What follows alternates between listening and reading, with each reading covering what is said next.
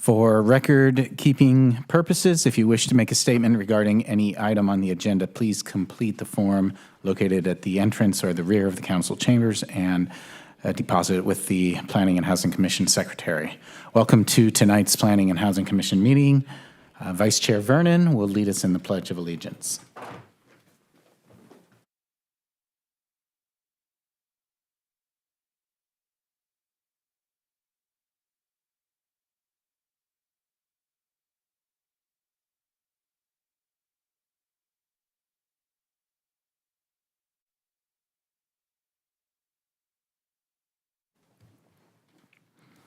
Persons wishing to address the Planning and Housing Commission are requested to state their name for the record.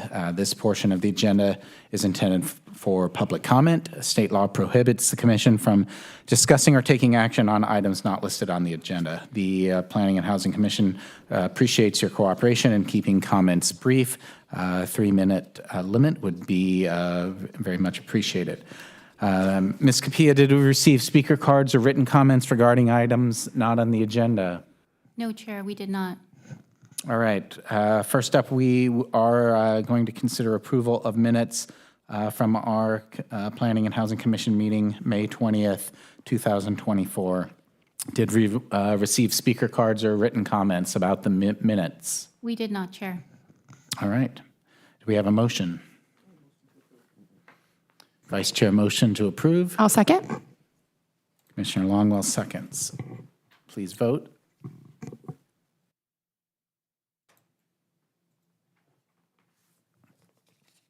All right, the motion passes. There are 2 items on the consent calendar, which are generally not heard as public hearings and can be approved without discussion. However, I'm going to be pulling those items, so we will take those up. We will note for the record that Commissioner Alexander has recused herself from items 2 and 3. Because of a conflict of interest. And she's employed by Mercy House, which is one of the partners associated with the project connected to these items. So first, item number 2 is a report review of the sale of 1 acre owned by the Corona Housing Authority for the 2nd Street Permanent Supportive Housing Project, generally located at the southwest corner of Buena Vista Avenue and 2nd Street, and a general plan consistency determination. So that would be a portion of APN 118-270-055. Applicant is Community Services Department.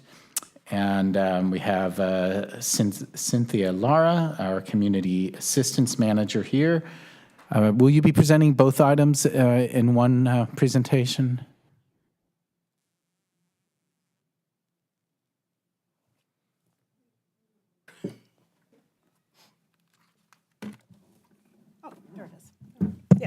Yes, I will. If you allow it, of course. Yes, definitely. So then I will also announce agenda item 3, which is the review of the sale of 4 acres owned by the Corona Housing Authority for the 2nd Street multifamily affordable housing project located there at the southwest and southeast corners of Buena Vista Avenue and 2nd Street, and a general plan consistency determination as well. So a portion of the previously mentioned parcel, as well as APNs 118-270-053 and 118-302-030. Again, Community Services Department of the city is the applicant. And now I will turn it over to Ms. Lara. Thank you. Thank you, Commissioner Woody. So here with me today is, these type of activities take a village. And so here with me today is Karen Roper. She's our Homeless Solutions Manager. We worked together on an RFP to get this project out because it included that PSH element to the project and also some 20 units of at-risk or homeless families to get preferences. So Karen is here supporting me, as well as the developer. That is a collaborative between CNC Development. Todd and Barry Cottle are here today. Also here today with us is Linda Wilson with Mercy House. And last but not least, Eunice Bobart, who is also part of this collaborative and has also been part of previous housing projects here in our city. So with your permission, thank you so much for allowing me to give this presentation together, as it started as a single project with the purchase of a 4.82 acre lot from RCTC. And just before I get to describe the land, the reason why the commission is here hearing this is because under housing law and our local Corona Municipal Code, you are the advisory board to our housing authority for any activities relating to the housing authority and the housing funds. So just briefly here about the land, about the purchase. This property was part of the 91 Freeway, RCTC's 91 Freeway expansion project. Many of you who lived here throughout that might recall all of the acquisition that occurred along the freeway. As a result of that project, they purchased this what I'm depicting there as the large lot, as well as other lots along what is now New 2nd Street. And these are the remnant pieces along this particular area. Once they completed the project, they moved on to the Surplus Land Act process. And under that Surplus Land Act process, there are priority activities that occur. So before a piece of property can go to sale to the public market, if it is a government property, they have to first go through this Surplus Land Act process. Under that Surplus Land Act process, housing activities get priority. Other things that get priority are park projects, park and open spaces, school districts. These are the three categories of priority, with housing being at the top of that priority. So thanks to that process, we got this opportunity to purchase this property back in 2019. In roughly about April, we came to the Housing Authority, we came to the Commission too, and seeking authority to authorization to get to negotiation authorities. So April 2019, RCTC and I start talking about acquiring this land. They offered it for $2 million. There was negotiation involved. It was actually more than $2 million. That was the original price. We landed on $2 million for 4.82 acres here on the large lot and 0.2 acres on that smaller lot. And we closed the deal in November of 2019. That's when escrow closed. So that was a fantastic opportunity for our housing authority, our local housing authority, to get that land. So just real brief here is our timeline. I think it merits just a bit of explanation, as it does seem like it's been a long time since we purchased this land, but there's also been a pandemic that occurred from the time that we purchased this land to today. The council, once the land was purchased in 2019, did direct staff to conduct a competitive RFP process. That process began in October and ended, I want to say, roughly in April of 2021. And then we went to council. Of the thousands of recipients that received our RFP, because I partnered with SCAMF, which is the Southern California Association of Nonprofits. They have a membership of over 5,000 people, and they shared that RFP for me on my behalf with their membership. And we ended up with 6 viable proposals that were reviewed by me, by Karen Roper, by Jamie Raymond, by an outside housing financial consultant, and another in-house team member. So it was a team of 5 people that reviewed the 6 proposals. We came to the top 2 proposals that we received, one of them being from CNC and Orange Housing. And then the other one was from a group called Related California. They were invited and given additional time to prepare for an actual oral presentation to the panel. And once that oral presentation was concluded, the panel concluded that the winning proposal came from the group that is here with me tonight. Took that to council, accepted the award of that proposal. And as I mentioned, the impacts of the pandemic only got worse as it progressed. So we were running into issues with financing. How can we finance this deal? Financing was fluid.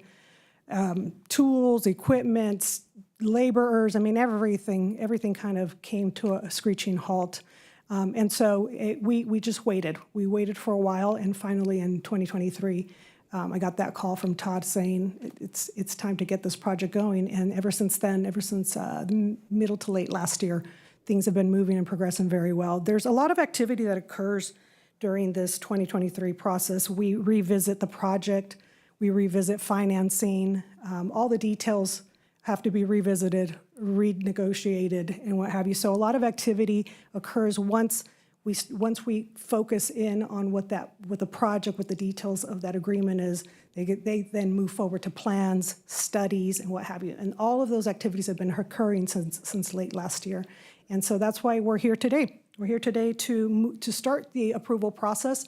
And my personal first step under the housing activities is to come to you and describe to you what the nature of this project is.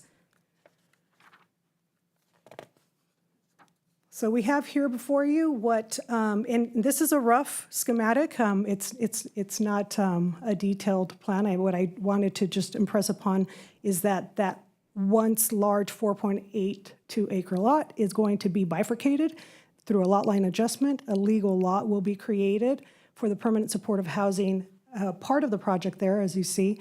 And in that legal lot, the developer will be building 25 permanent supportive housing units. One unit will be, by law, we have to have an on-site property manager. So one unit, will be set aside for a property manager. 24 of the units will be for permanent supportive eligible recipients to live there. This is a highly subsidized project because a lot of these folks are chronically homeless, and a lot of their income does come from services that they get, some disability services, stuff like that, to pay for their rent. So 30% AMI is the highest affordable units there, and these will stay affordable in perpetuity. Under regulations, under California regulations, 55 years is the minimum. But this project is going to be, both projects are going to be affordable in perpetuity, which is a fantastic, and one of the most important things why we really liked this proposal, that the history with this developer, the quality and the management that they bring to the table. But paramount to everything was this affordability in perpetuity. What else do we have here? On site, we're going to have several amenities on site. There's going to be Mercy House providing services on site to the residents. There's also a partnership through our Homeless Solutions Program partners with the medical services that are provided at the shelter. And so, what is the name of the group there? Medico Centro. There you go, Centro Medico Group Clinic. They will be providing those medical services. And let's see, what else? On the multi-family project, that is roughly a 4-acre lot when you combine it with that recreation lot at the southeast corner of Buena Vista and 2nd. And there we are building 115 units, 1 unit set aside for the manager. And here we have a big mix of units. We have studios, 1, 2, and 3 bedrooms. And they're all going to be at either extremely low, very low, and low income units, as stipulated. Also in perpetuity. So this is again another paramount deal point that these will be affordable in perpetuity. At this project site, we'll have a pool, indoor, outdoor, a lot of amenities. The YMCA is our partner on this part of the project, providing the social services that provide something for all ages.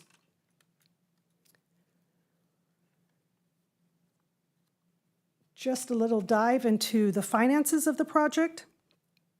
Right now, based on our latest pro formas, the total project cost for the permanent supportive housing is somewhere north of $16 million, with the city's financial contributions, and we're talking just cash contributions. Our per door cost is $91,300, which is an excellent return on our investment. The different sources of funds here are the same for both projects. They're housing, cash funds going into this project, CDBG, that's our federal HUD grant annual entitlement that we get. We put it towards the purchase of the land with our CDBG. We also were able, because of actually the pandemic, there was a bit of serendipity in that we got home ARP funds, and we received $1.7 million of home ARP funds under that program, and 1.5 million of it we're putting towards this project. So that in all of the mayhem of the pandemic, at least we were able to get some additional funds from the federal government for local affordable housing that we are putting completely towards both these projects. And then the city fees, those are deferred developer impact fees. This is a pretty standard assistance towards projects. So those are the funding sources for both projects. And they're all in forms of loans, so that's really important. These are not grants that they're receiving, these are loans that the developer is receiving, so they will be repaid to whomever the lending agency is. So whatever the cash contribution is from the housing will be paid back to the housing fund, so on and so forth. And so our per door cost for our multifamily is at $87,600, we'll say, per door, cash contribution. There's still some subsidy that'll be added later when I know exactly what the development impact fee deferral is and when they reappraise this property, when they submit their application to TCAC, so we can establish the land value. At no time will the land value be less than the $2 million that we paid for. And so finally, the last part of this application is the general plan consistency determination. And basically, they both fall under the same three policies that are presented there to you. It's policy LU 4.1, LU 3.3, and H 1.1.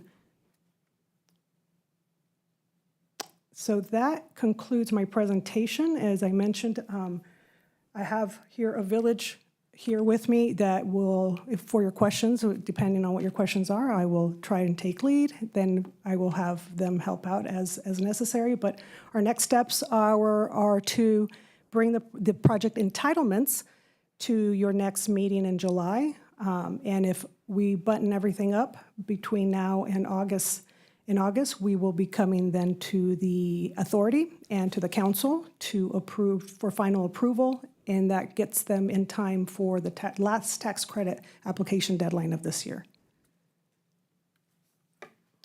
Happy to take your calls. Happy to take your questions, not your calls. Okay, thank you very much, Ms. Lara. That was very informative.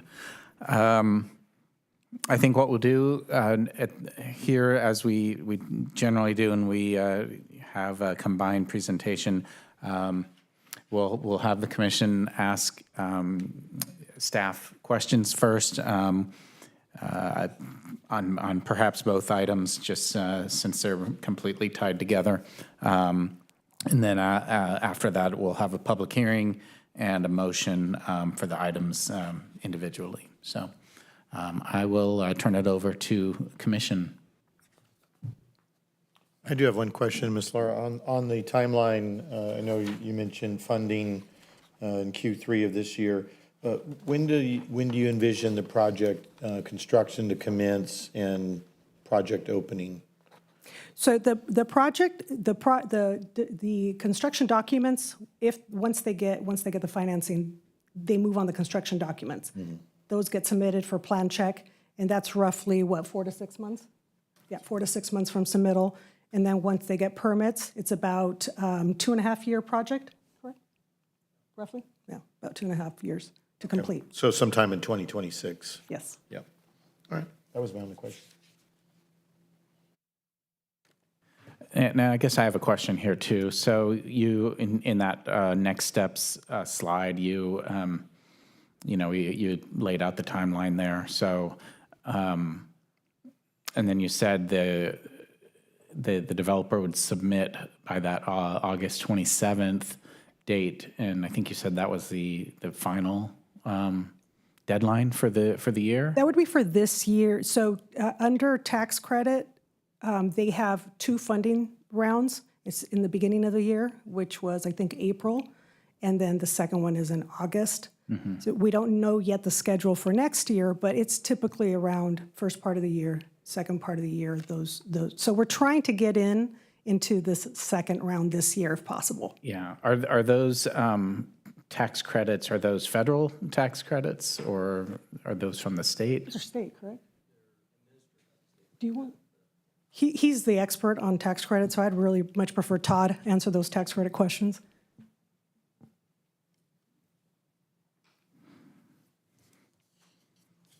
Good evening. My name is Todd Cottle with CNC Development. The answer is kind of yes to both questions. It's a federal low-income housing tax credit administered by the state of California. So we work directly with state staff. Sure. Thanks.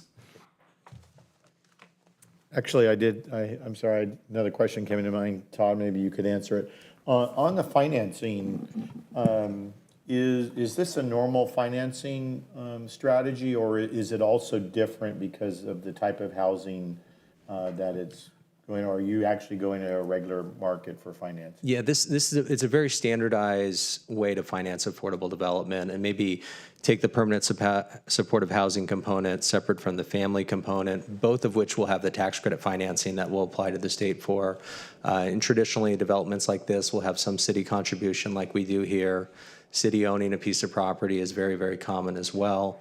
A little bit different, though, on the permanent supportive housing. There's also project-based vouchers that'll be a component of that project, because given that population and their ability to pay rent, say at even a traditional affordable level, is not very strong. So you have operating subsidies that come through those project-based vouchers, which then help to not only offset the operating costs of the development, but also the service component as well.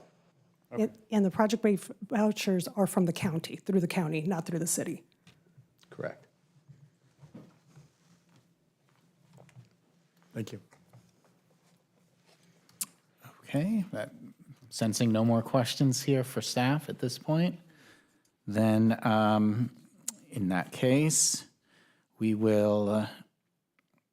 So I guess also listed here, the project plans are coming before this commission in 2 weeks, and yeah, I guess we were tipped off on that in on the agenda as a future item, but so that will have what components will that be, Ms. Coletta? That will include your typical entitlements that you've seen before. So we'll have a precise plan, a CUP, and a density bonus agreement. Similar to what you view on other projects, you're going to see the whole site plan layout, the architecture, just all the site features, something you're very familiar with. So that's going to be your role in the approval in looking at the project itself. Okay, very good. Then with that, I guess we will, it's time to open a public hearing. If I can correct you, Chair, it's not a public hearing. These are consent items. So, Oh, even though we've pulled it and discussed yes. it? Yes. Okay, So you don't have to, I just don't want the misconception that we advertise as a public hearing. So you're able to take testimony, but you're able to move on and take action as you please. okay. So then, we would then take a motion on the consent calendar, basically? Okay. So,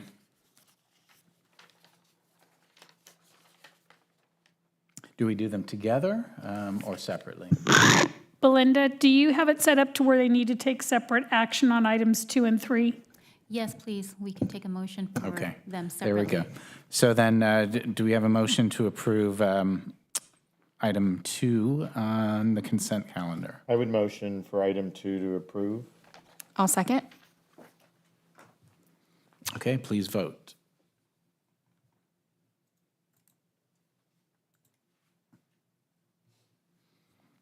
Okay, motion passes. And then going to item 3, which was for the larger portion of land and part of, and then the smaller portion southeast of the intersection. So do we have a motion on this one? Yes, I'll motion. I'll second.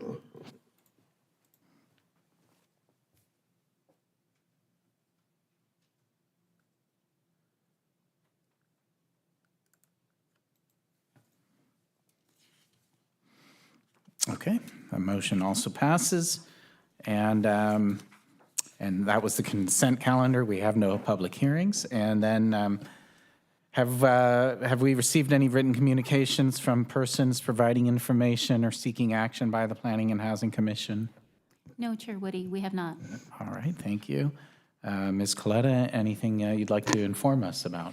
I would just like to give you an update. If you recall, this commission recommended approval of banning, temporary signs in the public right-of-way, and that ordinance went into effect in May. And I just wanted to let you know that our code compliance staff has been just tremendous in doing that enforcement now for the past 4 weeks and getting the message out. And I hope you've noticed it on the weekends, how much cleaner it is. But this has been an ongoing thing, a lot of education, and we are actually quite pleased with the results. And we do have a standard operating procedure to where if we see realtors that have put signs out, we actually call them in while they're in the field. We give them 40 minutes to pick up their sign, or we are going to pick them up and start doing the admin sites, and every single one of them come out within that 40 minutes and pick up their signs. So they're helping us in the enforcement as well. But I just wanted to let you know it's been active, and we've had good results. And I know that was a painful process for this commission, having the room filled, but it was definitely, it's making its way, and I just wanted to give you an update on that. Okay, thank you very much. I have a couple comments I wanted to make, and then I'll allow others to make theirs.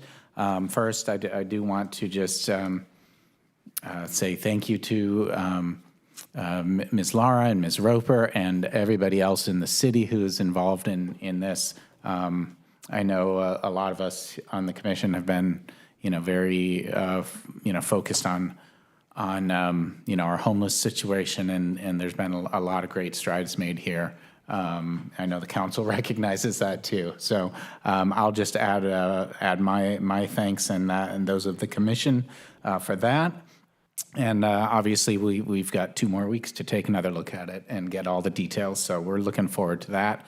And then the other comment I'll make was we had discussed a few times here with Ms. Coletta about a large electronic billboard on Frontage Road, and that has actually been dark for about a month now. So it seems that either the owner, or with communication from the city, decided to turn that off. So I think that's a benefit for those of us living on that side of town who can see it for a great distance. So that's all I have to say.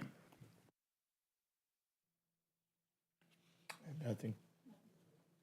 Okay, nobody else then. And with that, we will adjourn this meeting and meet back here on July 8th.